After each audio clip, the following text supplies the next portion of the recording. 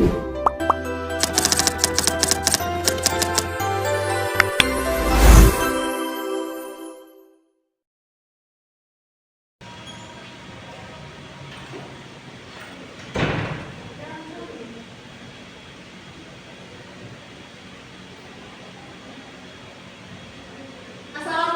warahmatullahi wabarakatuh. Waalaikumsalam warahmatullahi wabarakatuh. Oke, baik anak-anak sekalian, sebelum kita mulai pembelajaran kita pada hari ini, alangkah baiknya kita berdoa bersama-sama. Ketua kelas silakan dipimpin doanya terlebih dahulu. Marilah teman-teman kita membaca doa di dalam hati. Doa dimulai. Doa selesai. Baik, sebelum kita mulai pembelajaran, Ibu akan mengecek kehadiran terlebih dahulu. Siapa yang tidak hadir pada hari ini? Masuk semua Bu. Iya Bu. Oke, bagaimana anak-anak kabarnya hari ini? Apakah dalam keadaan baik semua? Baik, Bu.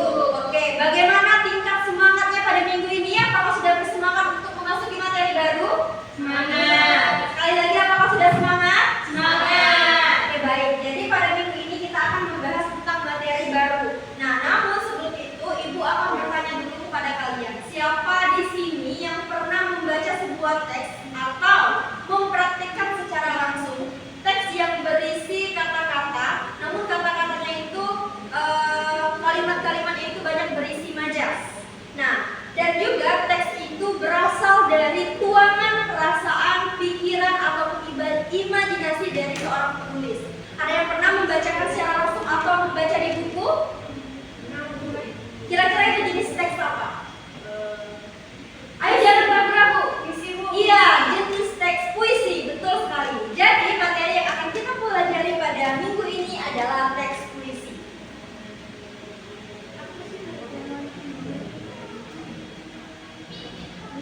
Nah, sebelum kita masuk ke pembelajaran teks puisi, Ibu akan memberitahu dulu tujuan pembelajaran yang akan kita capai. Yang pertama yaitu siswa mampu mengetahui pengertian teks puisi. Yang kedua, siswa mampu menganalisis struktur teks puisi, struktur batin. Yang ketiga, siswa mampu menulis teks puisi dengan memperhatikan strukturnya dengan baik. Nah, pada materi pertama ada pengertian puisi. Jadi puisi itu merupakan karya sastra yang berasal dari hasil pemikiran, perasaan, dan imajinasi dari penyair. Puisi juga biasanya berisi kalimat-kalimat yang indah dan penuh makna. Seringkali juga penyair itu menggunakan kata-kata yang singkat namun penuh makna yang bertujuan untuk mempermudah para pembaca memahami maksud dari puisi tersebut. Selanjutnya di sini kita akan membahas struktur batin. Dalam puisi itu ada dua struktur. Yang pertama struktur batin dan yang kedua ada struktur fisik. Pada pertemuan kali ini kita akan membahas struktur batin dulu. Struktur fisiknya insya Allah kita bahas pada minggu depan. Struktur batinnya ada 4. Yang pertama tema, yang kedua nada, yang ketiga rasa, dan yang keempat ada amanat. Nah, tema itu seringkali orang itu salah membedakan antara tema dan judul. Nah, banyak orang yang mengira bahwasanya tema itu sama dengan judul. Namun sebenarnya itu berbeda. Tema itu bisa dianggap sebagai kerangka atau bahan untuk menentukan sebuah judul. Misalnya, temanya lingkungan. Bisa jadi judulnya pepohonan yang rindang atau taman yang bersih. Itu bisa dijadikan sebagai judul dengan tema lingkungan. Yang kedua, nada.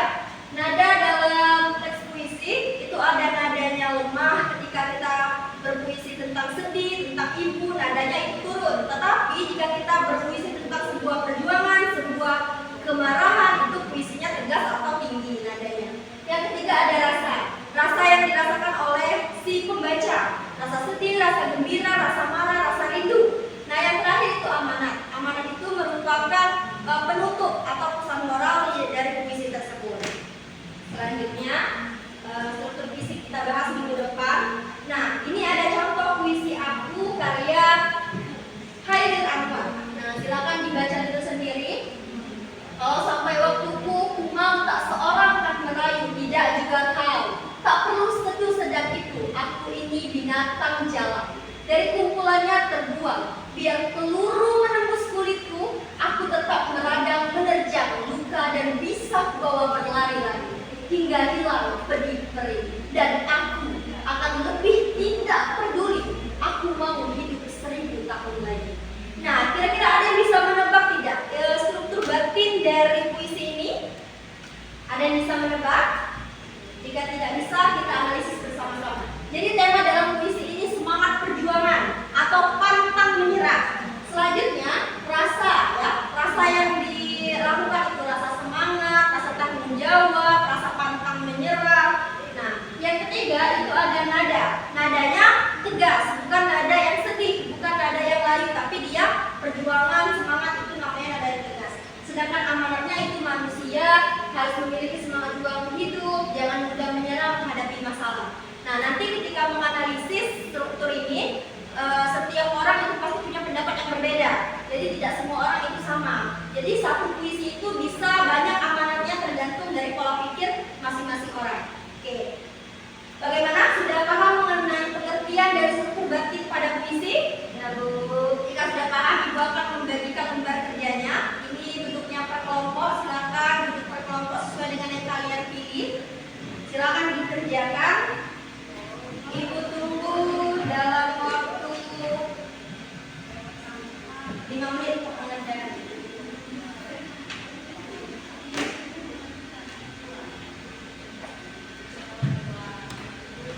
Nanti dipresentasikan ke depan ya.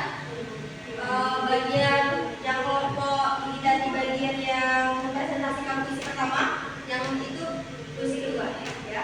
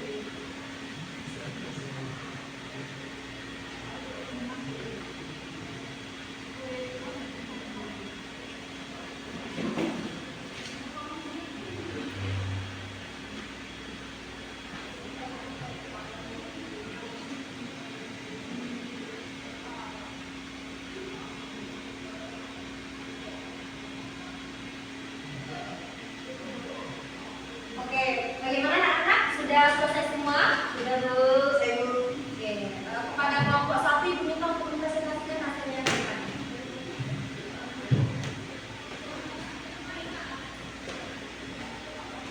Assalamualaikum warahmatullahi wabarakatuh. Waalaikumsalam warahmatullahi wabarakatuh. Kami dari kelompok 1 ingin mempresentasikan hasil dari analisis struktur batin puisi berjudul Langkah Tegak. Pada bagian tema merupakan tema semangat dan pantang menyerah, sedangkan nadanya merupakan nada tegas. Yang rasanya itu semangat dan kuat. Amanat yang telah disampaikan, setiap orang harus berani, kuat, dan jangan takut melangkah. Oke, tepuk tangan untuk kelompok 1. Silakan duduk kelompok 1. Oke, jadi itu sudah benar ya struktur batinnya. Dan misalnya ada kelompok yang sama persis jawabannya, itu artinya contohan, itu artinya contekan. Karena dalam menganalisis struktur itu sudah pasti tanggapannya berbeda-beda sesuai dengan hasil pemikirannya masing-masing.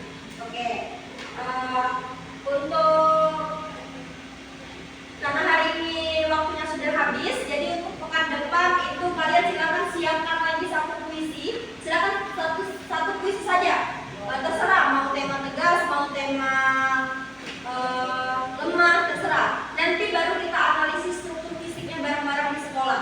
Jadi minggu depan itu masih materi puisi, namun yang kita bahas struktur fisiknya. Jadi kalian siapkan saja dulu puisi di rumah masing-masing. Nanti kita analisis bareng-bareng saat kita sudah di sekolah struktur fisiknya. Oke, sudah bisa dipahami anak-anak sekalian? Lalu, apakah ada yang ingin ditanyakan? Tidak ada. Jika tidak ada, marilah kita tutup pembelajaran kita pada siang ini dengan membaca doa bersama-sama. Ketua kelas silakan pimpin doanya lagi. Mari kita menutup pembelajaran ini dengan membaca doa bersama-sama. Doa dimulai. Doa selesai. Baik, Ibu akhiri. Wassalamualaikum warahmatullahi